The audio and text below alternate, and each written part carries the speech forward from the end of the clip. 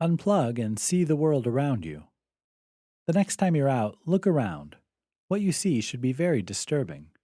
How many people do you genuinely see engaging with the world? It's a common enough scenario. Standing in line, waiting for the server to bring food, stopped at a stoplight. You see it everywhere, heads bowed in quiet reverence over a cell phone screen. The advent of the smartphone has seemingly caused a shift in how people interact, or don't, as the case may be. Memories are made from behind a screen, taking pictures of moments the individual was never there for in the first place.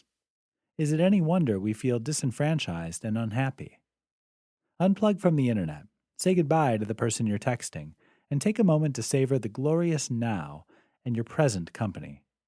Experience life in the moment, make memories, have meaningful conversations.